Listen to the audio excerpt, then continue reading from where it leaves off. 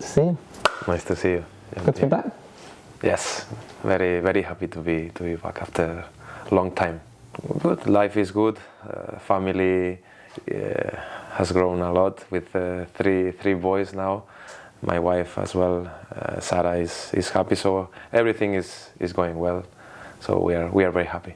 Well, let's take you back to the very beginning, I guess. What was life like for you growing up as a young boy, and why football? What drew you into being a football player?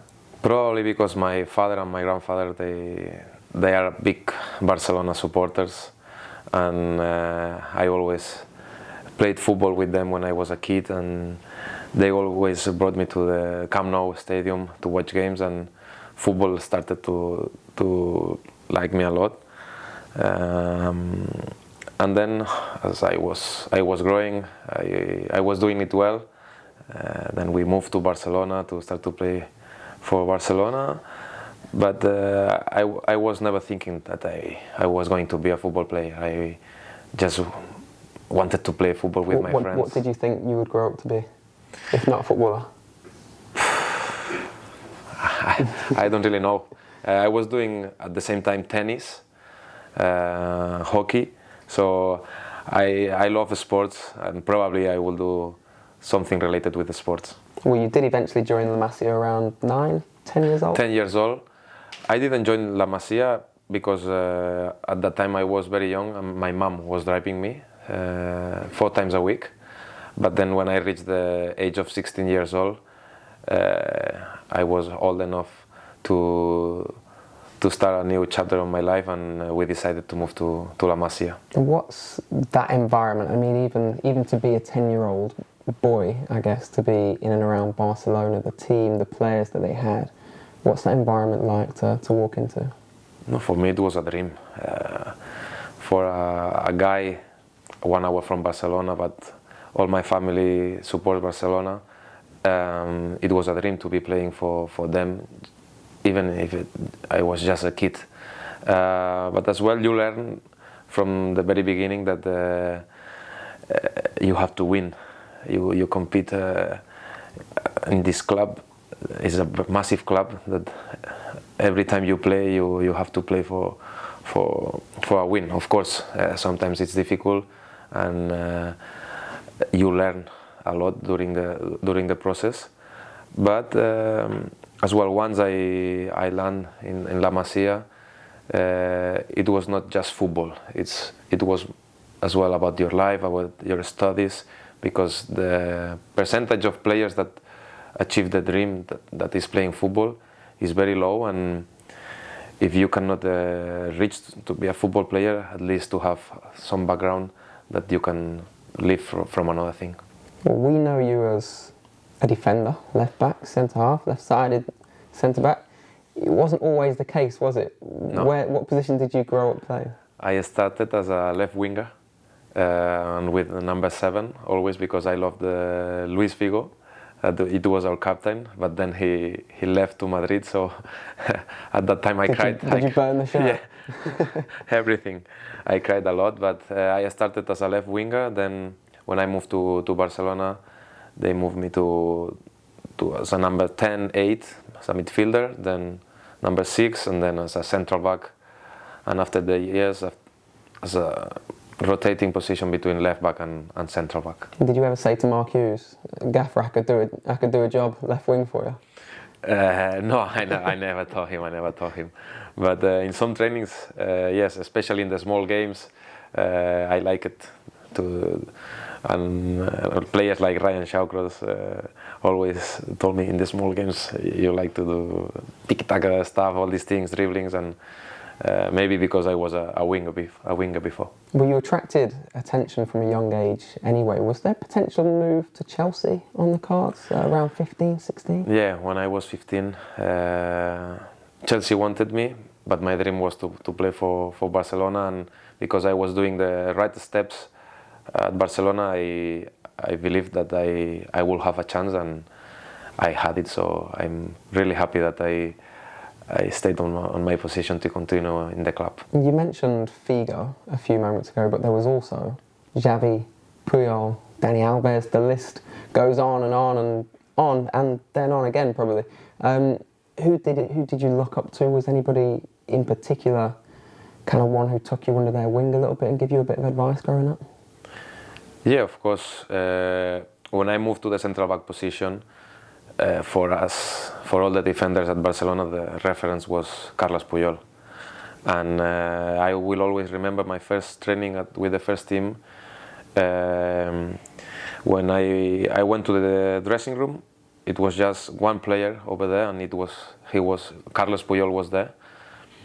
And I present myself to him, and he told me, I already know who you are. So I was in shock that a player like Puyol, the captain of the club, knew who I am.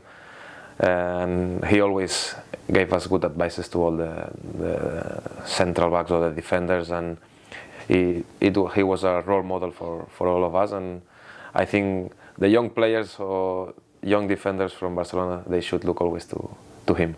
There's another name that we haven't mentioned yet, Lionel Messi. He was a little bit older than you. Yeah. But even at that early age, did you know and kind of how special was he, even as a young player? Yeah. Of course, when I was a kid in La Masia, we always went to the mini study, so the stadium from Barcelona B, and you could already see that Messi was something different, and I think he didn't play too many games for the second team because he fly fast to the first team. And as well, when I made the debut with them, I was 17 years old, but he was just 22. But he was already a superstar. I don't know how many Ballon d'Ors he had already, but the level that he was showing was incredible. And for me to play with all these kind of players and train just with them, it was like a master class every day for me. But you were better than him at one thing, at least. FIFA? Yeah. I believe. Probably, tell us a little bit about the FIFA tournaments that used to happen. We traveled to an away game to Mallorca, and we made a FIFA tournament, and we made a draw, and my partner was Lionel Messi. So I was under pressure. I felt that I should do everything for him to win the tournament because he was the best player on the team, and I wanted to make him happy, and I made him win. You carried him through the tournament. Of course. I took the responsibility, and we won the tournament. Carried him all the way. Yeah. Well, you mentioned a few moments ago that the debuts, he was already 22 and playing at the very highest level. What do you remember about being in the squad for that Champions League final? Of course, another very special moment for you. Yes, and 4 days earlier I had my debut with the red car, and it was a special moment for me because I played 30 minutes for one of the best teams in the history. And I remember as well, Leo, this game after my red card, he told me, "Don't worry, my debut with Argentina, I as well had a red card." So I was in a dream this week because in 4 days I made my debut. Then I went to Rome to play the Champions League final, and we were 20 players, 18 from the first team, 1 from the second team, and me from the under-19s. So I never expected to be on the bench. And Pep chose me to be on the bench instead of Alexander Hleb. So it was incredible. I never could imagine to be there. And I was there. And for a moment I thought I was going to play because I think Silvinho was playing as a left back. He got injured. At the end he could play. But Pep sent Martin Cáceres for a warm-up. But it was an incredible moment for me, memories that me and my family will have for all the rest of our lives. What were the celebrations like after that? I know you were a bit young at the time. Yeah, were you able to join in? Yeah, we went to a massive castle in Rome with all the families, friends, and I remember just to be with my parents and my little brother. He was 12, so we were in a dream. It was incredible as well to share these great moments with such a talented players, and they won this year. They won everything, 6 titles. So it was incredible. We talk about so many special players. One name we haven't mentioned yet is Bojan, of course. Tell me about your relationship growing up through Barcelona. Well, he's just 2 years older than me, but he always was steps ahead on his career, because he always scored goals in all the teams. So he was going very fast. So I knew him as a player, because he was, for all La Masia players, he was one superstar as well. And before he came here, I had a good relation, because I made the debut and we were like 2 or 3 seasons together, but we were not close as when we were here. Then when he came here, well, before he came, he called me, how is everything here at Stoke? I said, if you come, we will make a tiki-taka team, you will enjoy. And of course, for me, that Bojan came to Stoke, it was very important, and I think we enjoyed a lot. Did you feel for him in a way, especially growing up in Barcelona, because there was so much pressure on Bojan to be the next Messi, to be the next Barcelona superstar? How did you kind of support him through that, and yeah, did you feel for the pressure, the scrutiny that was placed on him? Yeah, when you are a young talented player at Barcelona, they always put you like a name. In the case of Bojan, was the next Messi, me the next Puyol. But Bojan, he scored maybe 50 goals for the first team of Barcelona. He's the top scorer of the academy of Barcelona. And of course, everybody expected a lot from him. But he played really good seasons. But sometimes the people forget that he was just a 17, 18 years old boy, that sometimes you cannot handle this pressure. And at some point he had to stop, and he always said that for the national team he had a call-up for the Euros. He couldn't go because the pressure he was feeling. But I think he had a great career. He's a top guy. He's been a top football player, and now I think with his experience he will help a lot of players. He is doing now that at Barcelona, and it will be very important for the club. And for you, how did you deal with that pressure? Well, this goes with every personality. Maybe I was stronger than Bojan at some point, but maybe I struggled more with injuries, and when I had my second knee injury with Barcelona, then I struggled a little bit and I was a little bit down. But then I can never imagine you down, Muni. No. You're the most happiest, relaxed Maybe person for in the a world. few days I said, why again me? The other knee. 4 years earlier I had my first knee, then the second knee. But after that, after the second season, the second injury, it came Stoke City. So it was a fantastic thing for me. Then we had 4 fantastic years here. I'm really happy because I'm still playing. Some players or people after 2 injuries, they have to stop. So I'm happy that I'm still playing.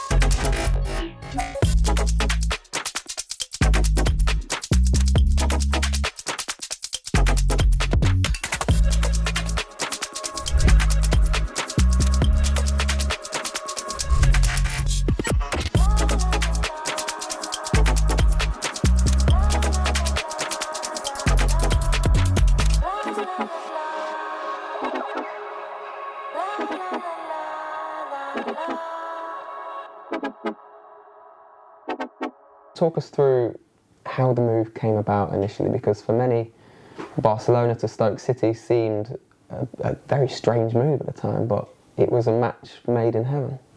Yeah, no, I think it was a surprise for everybody, even for me, because I never thought that I could play in the Premier League, because they always tell me about the Premier League. They have massive defenders, tall defenders, and it's true at that point.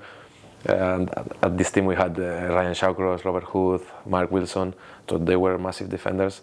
And because I spoke with Mark Hughes, he told me that he wanted to change the philosophy of the club a little bit, to change the way of the team, that how they play.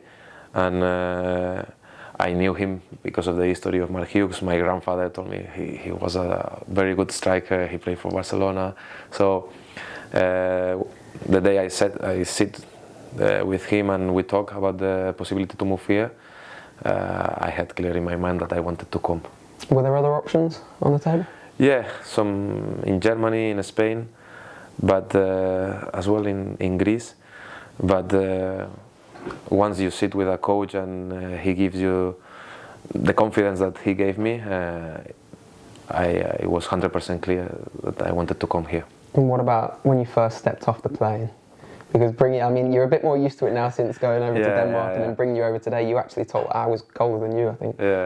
But your first impressions, getting off the plane, landing here, weather's not that great, is it? No. Rainy, cold, dark, windy, especially in Stoke. But but it was a new experience for all of us, and for me it's one of the best moments during my career. So talk us through the dressing room at the time. You mentioned already Ryan, Houthi, Mark Wilson.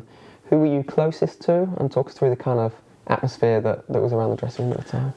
I had a great relation with everybody, but of course my first year, Wilson Palacios from Honduras, he was the only Latin or Spanish talking in the dressing room, and we had a really great connection. But as well with all the physios, the people that works for the club, everybody always was so gentle with me. So I was happy with everybody. And of course after that, Bojan came, Joselu, Afelai, Marco, that as well he speaks 10 languages.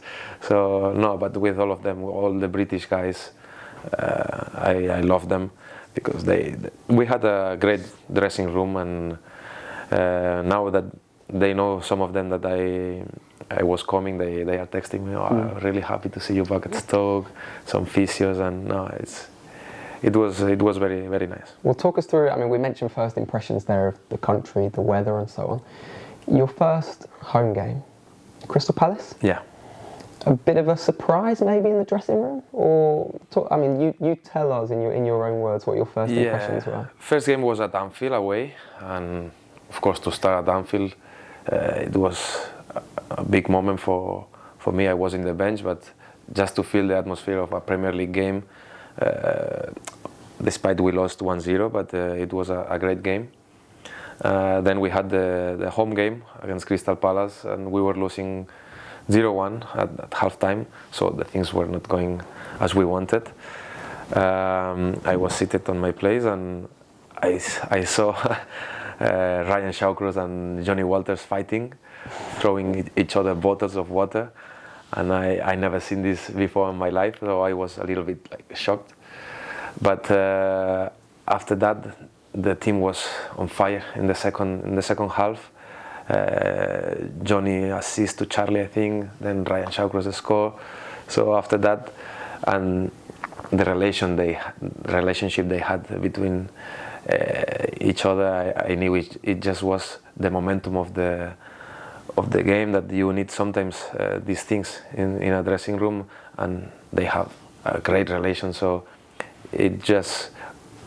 I was in shock because it was the first time in my life that I seen this, but after that I understand that football is not just how you play in the pitch, as well as the relations that you have outside of the dressing room or the pitch, and especially them two, they were very, very close, and it was. I was going to say, was that a little bit of a learning curve for you at the same time to begin to understand what it's going to take to actually make it in the Premier League and be successful? Yeah, of course, and especially because I was always used to win with Barcelona, from the academy and to the first team with the second team, and then when you reach a a team that is difficult to win every weekend, and you know that, especially against a team like Crystal Palace, is a team from your category. You have at least to fight to battle for these 3 points. So I understood that. Now I understand that to have a dressing room like this, and for me, I learned a lot during these 4 years from players like Walters, Shawcross, Huthi, Glenn Will and Charlie Adam, all these players, Glenn Johnson, Crouchy, all of them, they were talented players, experienced players in the Premier League, so they were a mirror for me. And I learned as well another different football, not just playing from the back as well. Sometimes you have to play long, get the second ball, start the game from there. When you reach the side cross, because in Barcelona we used to go side to side, but here I remember the first games when I was playing as a fullback, when I reached the line, I was hitting cross all the time. So sometimes direct football as well is a nice football, and is a way as well to win games. So what was training like for you on a day-to-day basis? Was that perhaps a bigger way of adapting to that new life of football? And who took the training? What was Marc Hughes' role, and where did all of the coaching staff kind of fit together? Yeah, Marc Hughes, Marc Bojan, Eddie as well, they were very important for me. And as well, when I remember when I did my first fitness works, they told me you need to gain some weight to play at the Premier League, because you will face strikers like Andy Carroll or Romelu Lukaku, that they are massive, they are strong, and you have to gain some weight. And I started to put some work on the gym with Andy Davis, I remember, and then some physical, like more running in the pitch with all the coaches. Johnny Walters has asked us to ask you to say Tranmere Rovers for us, please. Yeah, because when I came, my English was not bad, was worse than now. I just knew some English from the tourist from Lloret de Mar, but I had to catch it very quickly, because we had Irish people, Scottish, English, completely different accents, and sometimes it was difficult for me to understand them. And every time I talk from Tranmere or Congleton Road, all these things, Johnny, Phil Barsley, then later on Charlie Adam, they start to laugh at me because the way I was pronouncing these words. We'll have them for that. They're not allowed to be mean to you, Money. Well, you actually had a few friends come over and watch the game against Tranmere. Mark Bartra came. Deulofeu was already playing in England. Yeah, he was at Everton at that time. And Sergio Roberto. And Sergio Roberto. What did they make of the experience, the trip to Tranmere? I don't know. Maybe I think probably it was a midweek game in the cup, and they were off. They had days off at Barcelona, so I told them to come and to experience an away game for Stoke City. I remember I gave them some Stoke shirts, and they were in the away stand with the supporters, Stoke supporters, and they enjoyed the intensity, the rhythm of the game, and as well because the Stoke supporters, they sing during all the games, so they enjoy it a lot. Is there a game that you played in, or a rivalry that stands out? I mean, the fixtures against Arsenal in particular were really memorable for Stoke City fans. Yeah. All these games, and especially the Liverpool game that we won 6-1. And at halftime we were 5-0, 5-0. It was incredible. But the game against Arsenal at home, that we were 3-0. Then they disallowed one goal to Bojan, I think that was the 4-0. Then we ended suffering 3-2. But it was a period of games as well. We won against Spurs away. A period of games against big teams. Even Everton away, we had some great Leicester results. Away. Leicester away, yeah, as well. Bojan scored some great games against top teams.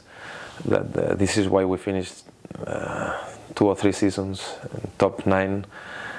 We wanted more, but of course for a Stoke it was like the construction of a big team.